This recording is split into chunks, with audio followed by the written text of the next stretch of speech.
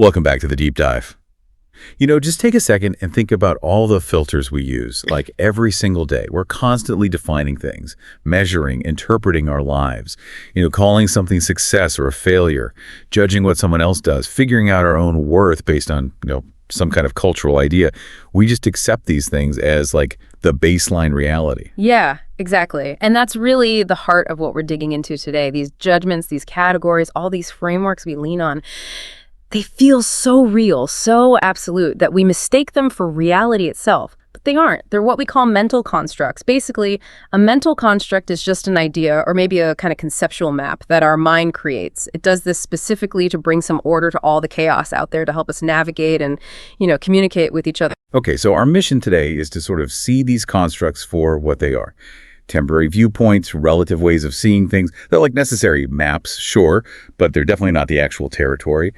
By seeing this sort of conceptual scaffolding, maybe we can start to glimpse the unconditioned reality that's beyond all these definitions. It really is an exercise in rigorous questioning. We're planning to look at some of the most fundamental structures of your world, things like your identity, your sense of morality, even how you perceive time and space.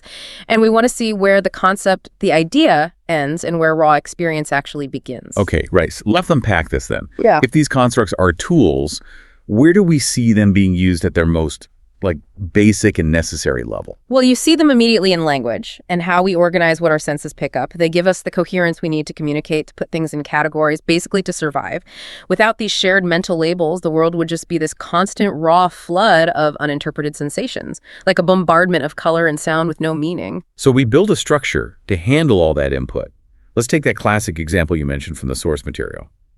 The idea, the construct of a tree. Exactly. The physical object itself is real, of course. It's a collection of colors, shapes, textures, but the category tree, that's like an organizational box the mind applies. And what's really key here is how relative it is. If you look into, say, ethnobotany, you find that what one culture calls a tree, maybe based on their needs or environment, another might call a bush or maybe even just a weed.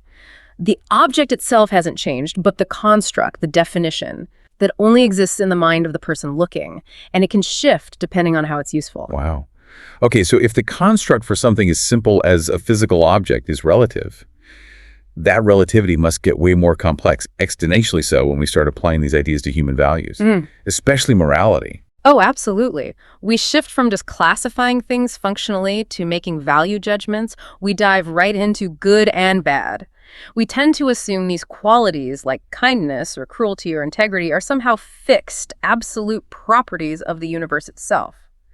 But if you really hold them up and look at them across history or across cultures, their definitions start to wobble quite dramatically. Can you give us a concrete example of that? Because people feel very strongly that certain actions are just fundamentally wrong. Okay, well, consider the construct of, say, discipline or even shame.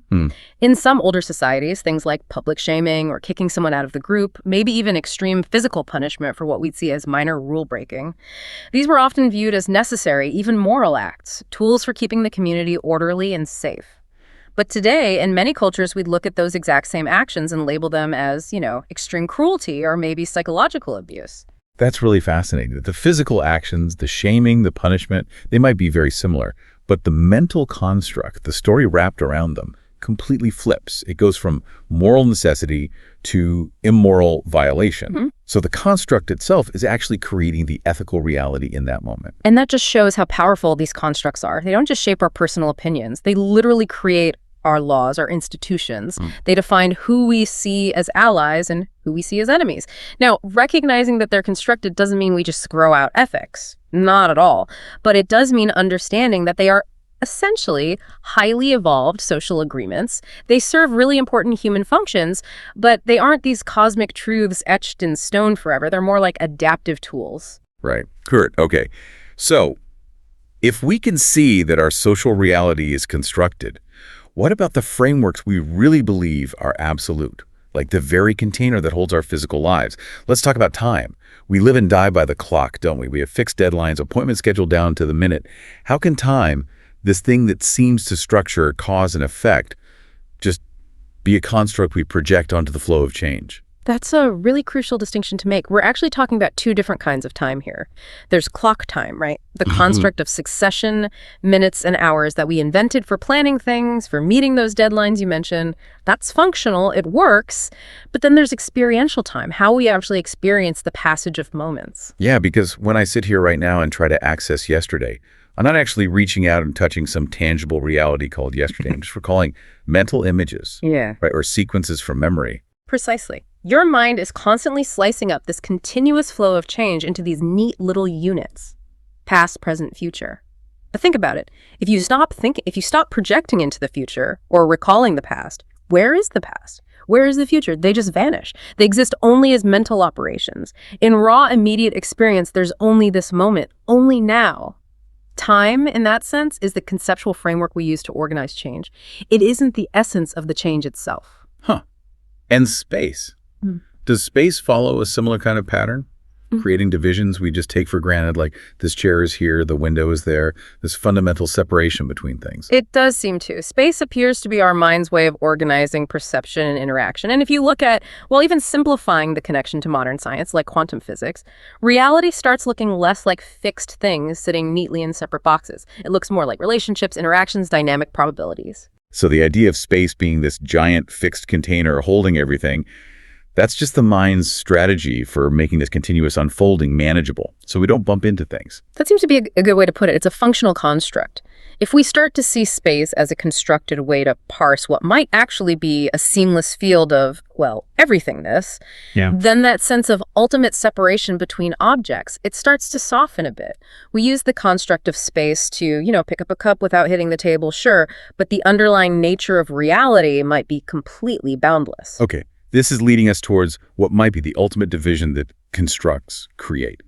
Duality, this obsession the mind has with opposite self and other, light and dark, joy and sorrow. This tendency feels like perhaps the most impactful one because it seems to drive so much of our seeking and, frankly, our suffering. Duality really is the engine of this constructed reality we live in. Take emotions, for example. We don't usually just feel a sensation. We almost instantly label it, positive or negative, happy or sad, good or bad. And this labeling creates a loop, doesn't it? We strive to get more of the positive and push away, resist the negative.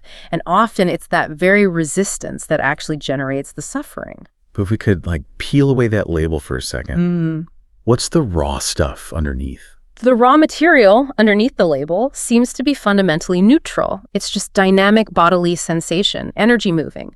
So when you feel what you call anger, maybe it manifests as heat rising in your face or a tightness in your chest. When you feel joy, maybe it's an expansive, warm feeling in your belly. Both are just energy. Both are just sensations happening in the body. The judgment, the good or bad, that's the mental construct laid right on top. The feeling arises first. The mind immediately creates the duality. I can definitely relate to that. I remember a time when my identity as a certain kind of professional felt absolutely solid, completely fixed. And when a major career shift happened, that identity just collapsed. And it felt devastatingly real at the time, almost like a physical death. It was only much later that I realized the devastation wasn't really about the career change itself. It was about losing the story, the narrative I had built around the construct of who I was. That kind of reflective insight is so important because it brings us right to the most personal, most fundamental construct of all, the self, the fixed I.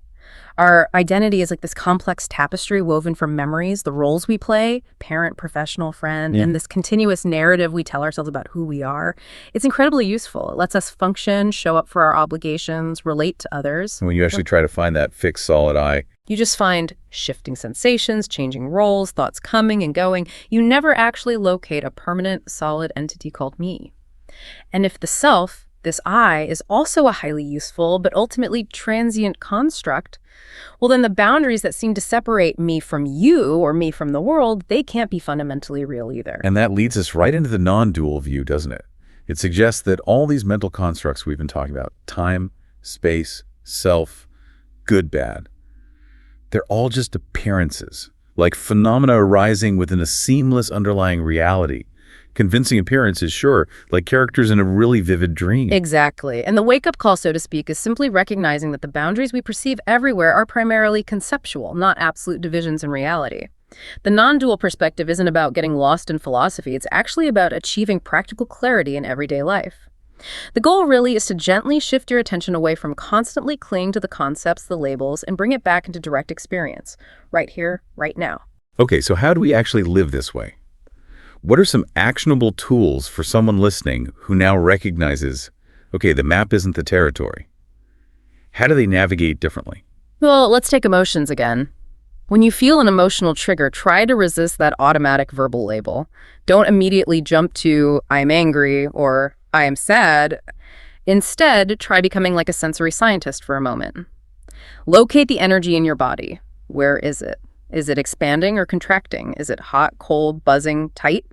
By focusing entirely on the raw sensation itself, you meet the energy directly before the label. And the constructed duality, the good-bad judgment, it doesn't have anything solid to latch onto. You can potentially discharge the energy without getting caught up in fueling the story around it. That sounds powerful. And what about applying this to time? When you feel that familiar anxiety about the future or regret about the past, which, as we've discussed, are also constructs, how do you pull yourself out of that spin cycle? You can pause, take a breath, and simply ask yourself, where is this thought actually coming from? Apart from this mental image in my head or this sentence repeating itself, where is the past right now? Where is the future? And you find they aren't here. The past and future exist only as concepts, pulling you out of the only place that's actually real, which is the immediacy of now. That simple inquiry can start to dissolve the construct's illusion of solid reality. Right. This shift in perspective, it really changes how we interact with everything. When we look at the source material, comparing let's call it the normal view versus the non-dual view, the contrast is pretty stark. Right. Especially around things like our biggest ambitions. Yeah, the normal view tends to see success and failure as these binary outcomes. Yeah. Things you achieve only by constantly striving towards defined external standards. We spend so much of our lives climbing those particular ladders. But the non-dual view seems to suggest that fulfillment isn't something you find out there through the mind's striving for achievement. It's something that's recognized as already present, right here, before you even have a concept of lacking something or needing a goal. Exactly. And recognizing this allows us potentially to move through life with purpose, taking action, but without that constant, heavy psychological weight of believing our very definition of self depends entirely on the outcome of some temporary constructed goal. Okay, that brings us to maybe a compelling final thought for you to take into your week. We've spent this deep dive questioning things we often assume are fixed like trees or time itself. Now, maybe try applying that same rigorous inquiry to the constructs you use every day to judge yourself and other people. Yeah, take an idea like respect or maybe shame. Ask yourself, if the definition of these powerful concepts shifts so radically across different cultures or even just changes within your own lifetime every few years, can the construct itself ever be truly permanent or absolute? So by questioning these constructs and intentionally bringing your attention back again and again to raw, direct experience, the actual sound in the room, the sensation in your body, the immediate interaction happening right now, you start to loosen the mind's tight grip on duality, on that constant need to categorize everything. And this really is how we can begin to sense life less as something divided into all these opposing categories and more as a flowing, holistic reality that's ultimately beyond our conceptual limits.